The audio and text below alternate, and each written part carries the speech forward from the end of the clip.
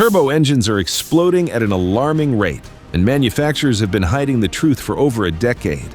I've analyzed turbo failures for 15 years, $12,000 engine replacements at 60,000 miles, turbo bearings seizing on highways, oil starvation destroying engines before warranties expire. 3 major manufacturers are facing class action lawsuits right now because they knew about these defects from day one. By the end of this video, you'll know exactly why turbos are failing and which engines will cost you $15,000 in repairs. 6.7-liter Cummins Ram HD, the VGT nightmare. The 6.7-liter Cummins was supposed to be the most reliable diesel engine ever built, but one component turns this bulletproof engine into an $8,000 repair waiting to happen. The variable geometry turbo on the 6.7-liter Cummins uses movable vanes that constantly adjust to control boost pressure. These vanes operate in 1,800 degrees Fahrenheit exhaust gas while being controlled by an electronic actuator that expects precision movement measured in degrees. Here's the killer. The EGR system dumps soot-laden exhaust directly over these precision vanes. The carbon buildup causes vanes to stick, creating massive pressure spikes when they suddenly break free. When this happens at highway speeds, the pressure spike can blow turbo seals instantly, dumping oil into your exhaust system at 20+ psi. But the sticking vanes are just the beginning. The actuator that controls them has a failure mode that can destroy your entire engine. The VGT actuator uses a stepper motor that relies on precise oil pressure to function. When the actuator fails, and 34% due by 120,000 miles, it defaults to maximum boost position. This creates dangerous overboost conditions that can blow head gaskets right off the block. The repair isn't just a $3,500 actuator replacement. The overboost event often warps heads, requiring complete engine rebuild. I've seen 2019 Ram 3500s with 67,000 miles need $12,000 in engine work because a $400 actuator component failed. The most insidious part is that the failure happens gradually, masking the problem until catastrophic damage is inevitable. The VGT system is programmed to compensate for sticking vanes by increasing actuator force. This masks the performance loss while accelerating wear on both the vanes and the actuator. By the time you notice reduced power or black smoke, the vanes are seized solid and the actuator has burned out trying to move them. What could have been an $800 vane cleaning becomes an $8,500 complete turbo replacement with intake system cleaning due to oil contamination. 6.6-liter Duramax LLY, the overheating death trap. GM's 6.6-liter Duramax LLY was their first attempt at variable geometry turbos, and they got it catastrophically wrong. The LLY VGT system has no effective cooling control. Under sustained load, like pulling a trailer up a mountain pass, exhaust gas temperatures spike beyond 1,900 degrees Fahrenheit while the turbo vanes are still trying to maintain precise boost control.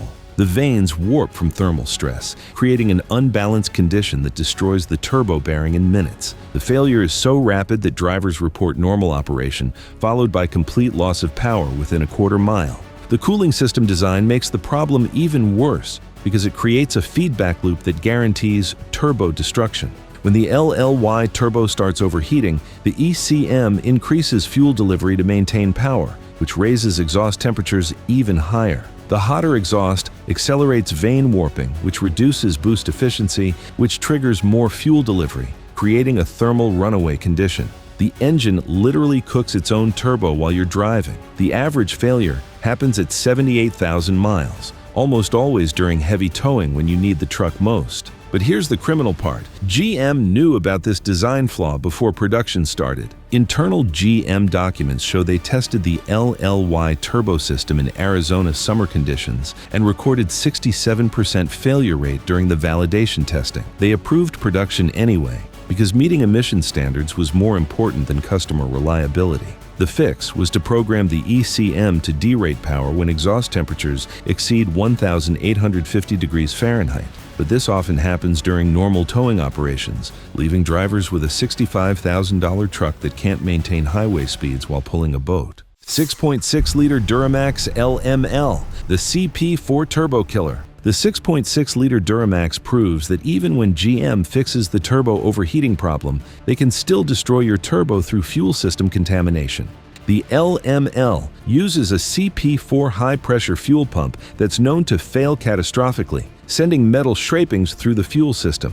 But here's what most people don't know. Those metal particles also contaminate the turbo's variable geometry mechanism through the EGR system. When the CP4 fails, microscopic metal particles circulate through the exhaust gas recirculation system and deposit on the turbo vanes. These particles act like grinding compound, causing accelerated wear and seizure of the precision-machined vanes. The contamination damage happens so gradually that most mechanics miss the connection between fuel system failure and turbo destruction. Customers bring in LML trucks with CP4 failure, get the fuel system repaired for $8,500, then return 6 months later with turbo failure requiring another $6,200 repair. The shops treat these as separate issues, but they're directly related. The metal contamination from the failed CP4 is still circulating through the EGR system, slowly destroying the turbo vanes. By the time symptoms appear, the contamination has spread throughout the intake system, requiring complete cleaning and turbo replacement. GM service bulletins acknowledge the CP4 problem, but deliberately omit the turbo contamination risk to avoid liability for sequential failures. Technical Service Bulletin covers CP4 failure, but makes no mention of required turbo inspection or EGR system cleaning. This ensures that customers will experience the sequential turbo failure 6 to 18 months later, generating additional repair revenue. The complete repair should include turbo removal, vane cleaning, and EGR system flushing, adding $2,400 to the CP4 repair cost. Since it's not mentioned in the bulletin, shops don't perform the work, guaranteeing future turbo failure. 6.7-liter Ford PowerStroke, the actuator scam. Ford's 6.7-liter PowerStroke uses a different VGT design than the Cummins, but they managed to engineer an even more expensive failure mode. The Ford VGT actuator is integrated into the turbo housing, so when the $340 actuator fails, you must replace the entire $4,800 turbo assembly.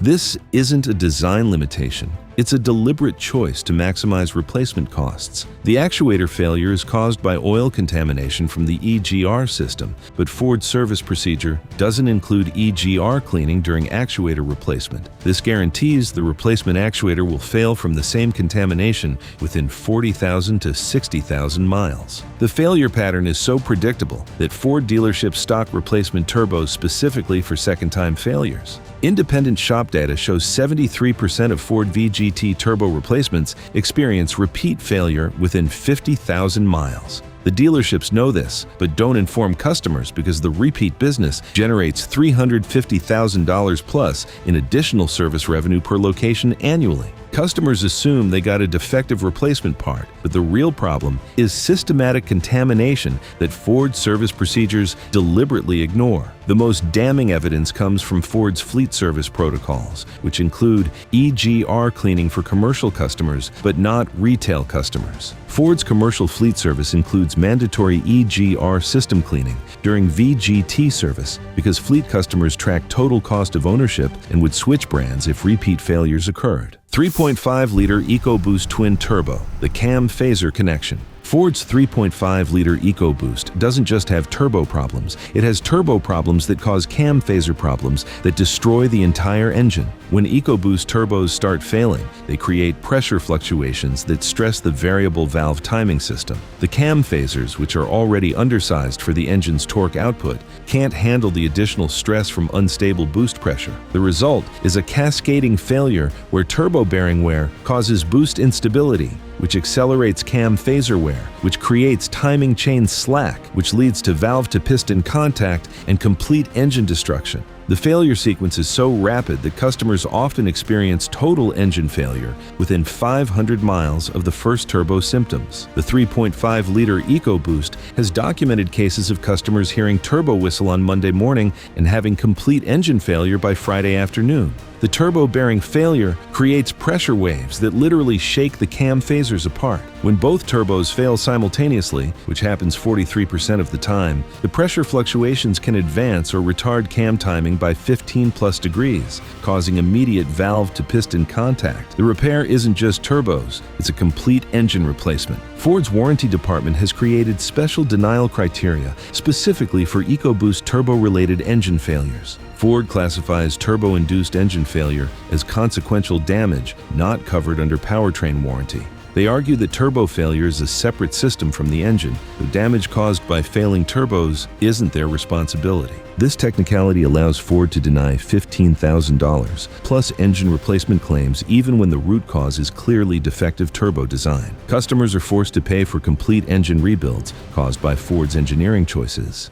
2.7-liter EcoBoost, the heat cycling killer. Ford's 2.7-liter EcoBoost was supposed to solve the 3.5 liters problems with smaller, more efficient turbos, but they created an even worse failure mode. The 2.7-liter uses tiny turbos that must spin at 220,000 plus revolutions per minute to generate sufficient boost. These extreme speeds generate massive heat in a very small housing with minimal thermal mass to absorb heat cycling. Every acceleration cycle heats the turbos to 1,950 degrees Fahrenheit. Then rapid deceleration drops temperatures to 400 degrees Fahrenheit within seconds. This thermal shock cycle literally cracks the turbine wheels, creating imbalanced rotation that destroys bearings within 80,000 to 100,000 miles. The cracked turbine wheels create a problem that's invisible until complete catastrophic failure occurs. Hairline cracks in 2.7-liter turbine wheels don't initially affect performance, but they propagate with every heat cycle until the wheel literally explodes at highway speeds. When this happens,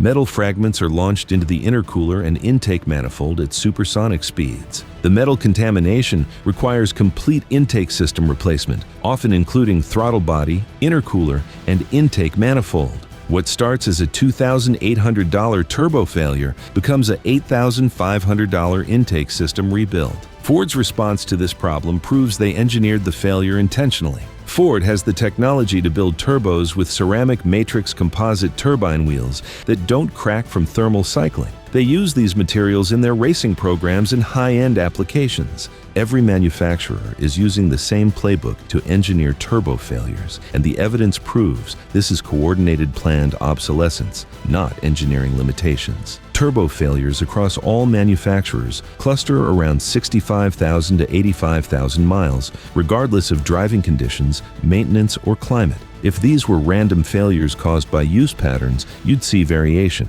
The consistency proves these failures are engineered to occur within a specific mileage window. The aftermarket has reverse-engineered every OEM turbo failure mode and offers solutions that prove reliability was always possible. Companies like BorgWarner, Garrett, and Precision offer direct replacement turbos with ball bearing centers, ceramic wheels, and integrated cooling systems. These upgrades cost $3,200 to $4,500, but achieve 200,000+ mile service lives. The technology exists. Manufacturers choose not to use it because turbos that last 200,000 miles generate zero replacement revenue. But consumers are fighting back, and some manufacturers are being forced to abandon the planned obsolescence model. Class action lawsuits have forced Ford to extend turbo warranties to 150,000 miles on 2020+ models and provide free upgrades to ball bearing centers for customers who've experienced repeat failures. When legal pressure makes planned obsolescence unprofitable, manufacturers suddenly discover how to build reliable turbos. The solution isn't better turbos, it's choosing engines that don't need turbos to function properly. Naturally aspirated engines like the Ford 6.2-liter Boss, GM 6.6-liter gas, and Toyota 5.7-liter V8 make less peak power but deliver consistent performance for 300,000+ miles without the complexity and failure modes of forced induction. Now that you know why turbocharged engines are grenading at alarming rates, you need to see the bigger picture of what's happening across the entire truck market. Because there are 8 specific truck engines that are collapsing right now in 2026, and dealers already know which ones they are, but they're not telling buyers. So check out this video where I expose exactly which engines are failing, why dealers are staying quiet about it, and how you can avoid becoming their next victim.